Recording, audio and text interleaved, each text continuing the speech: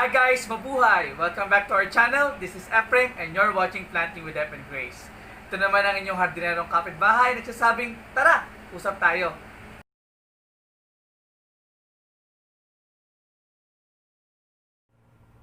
Hi guys! Welcome back to our channel. This is Ephraim and you're watching Planting with Ep and Grace. Kamusta kayo mga kapamilya, kapuso, syempre mga kapitbahay? We are now going to talk about something about this particular plant that we're going to feature. And all those words na pwede natin makita dito ay yung tatawag natin rare, unique, and of course interesting. Those are the words that we could describe for this particular plant. This plant is called Euphorbia graciliramea. Okay? Another name for this one is called Euphorbia similiracemae. Okay? So this particular plant is an origin of East Africa.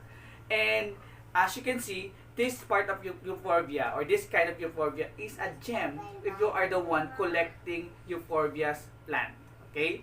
So, this plant is a leafless spiny succulents. When you say succulents, definitely, pag the fleshy stems of this particular plant contains primarily of saps that is colored white. Okay? And you have to be careful in handling this particular plant because of the presence of the spikes or the thorns. The spikes actually, it's opposite to one or to one another. Okay, composed primarily of two thorns each part. Okay, each spike. Okay, so this plant is as you can see is a long type of plant that could be arranged downward. So wala tayong plants na going upward. So the plant itself is arranged going downward lang. So maganda siyang ilagay sa ating ganitong klase ng pot, of course. Or we could arrange this one into some plants na pwedeng i-hang. Okay? Pero I would not suggest it to be hung kasi nga medyo delikado siya, especially to those people that are roaming around or that is actually touching some of the plants kasi because of the presence of spikes. Okay. So as I mentioned a while ago, wala siyang dahon, actually. So, it has only a modified leaves, which is the thorns itself. And yung kanyang structure dito, which is actually a band of white and green bands dun sa kanyang structure. Okay? It has a main stem here, which is colored white. Yan. So, actually, I'm looking into this one. If this particular plant forms primarily a codex. Okay? But since the time that I have purchased this one, wala pa ako nakikitang any codex formation to this particular plant. Okay? Now, it bears also some flowers. So, as you can see, it bears smaller or tiny flowers. Okay? Pansinin nyo to.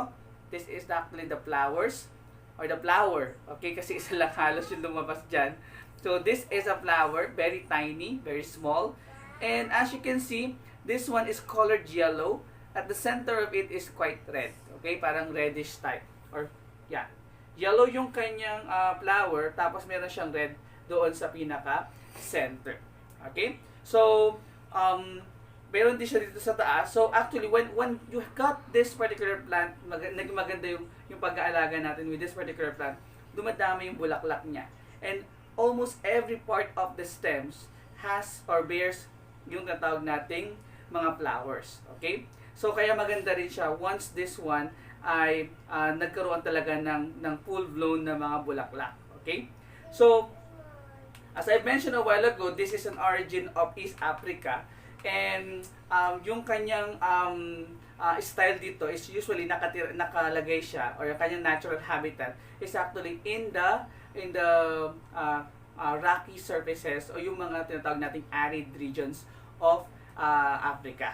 Okay? So, although hindi masyado siyang, or hindi naman siya vulnerable or sabihin natin na hindi naman siya nawawala, but definitely, in the wild, this particular plant is actually medyo nasisira na rin. Okay? So, sana, we are hoping that this plant will not end up na maging vulnerable or tinatawag nating maging endangered na rin. So, what are those things that we need to learn about this plant? So, this plant likes, in terms of the lighting, these plants can do partial to full sunlight. Okay? So, pwede natin siyang ilagay sa ilalim ng araw. Walang magiging problema regarding with this one. Because these are highly tolerable doon sa tinatawag nating heat. As you can see, wala naman siya kasing dahon. So, definitely, it depends or it could take as much sun as you can. As this particular plant can. In terms of the watering, this plant can be watered once a week, especially during the time na medyo cold yung temperature natin. Pero during the summer, I would like to recommend this kahit magkaroon tayo ng twice watering in a week. Okay? The reason behind that is you have a sufficient moisture dun sa kanyang soil. Yung soil naman kasi niya is actually a fast draining type of soil mix. So, ibig sabihin lang nun, as you can see here, yan, mapapansin niyo dito, I have used this soil mix, yung lava rock, tapos meron siyang pumice rocks. Now, why do I have to use the lava rock? Kasi gusto ko kasing tanggalin yung mga pwedeng tumirang mga langgam, okay, doon sa ating material. So, I use lava rock at saka yung kanyang pumice rock. So, pinag-combine ko lamang siya.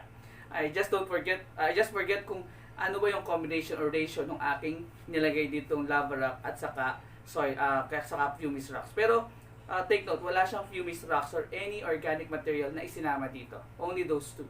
Okay? Because this particular plant does not need that much of fertilizer. Pero definitely, since this plant is growing and it needs primarily some of the nutrients or micronutrients, I add up some of those tinatawag nating mga slow release fertilizer or yung mga granulized type of fertilizer. Why do I have to use that one? Kasi nga, fast draining soil siya, pag diniligan siya at maglalagay tayo ng mga nutrients na water base, the tendency of that one is mag-flash out siya doon sa baba. Okay? Pero kung maglalagay tayo dito ng slow release fertilizer, the tendency of that is medyo pa konti-konti lamang yung release ng fertilizer natin, and our plant can be able to absorb the nutrients it needs. Okay? Now, pruning. As far as I'm concerned, this plant does not need any pruning, okay? Except, for example, dun sa mga, siguro pag na-damage, so you need to cut off those things. Yun lang halos yung nagiging problema natin or nagiging way natin to prune this particular plant. Another one is repotting. So you have to repot this one within a year kasi this particular plant is a slow grower type ng plant naman. Okay? Propagations. So this plant can be propagated by stem cuttings. Although may flower siya na tinatawag natin, hindi kasi significant yung kanyang pagpuproduce ng seeds, or I really don't know how the seeds are being formed kasi I have only one particular plant na katulad nito. Okay?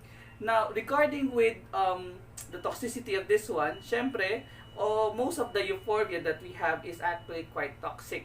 Okay? So, because of some chemicals, I think that is general in terms of all the Euphorbia that we have.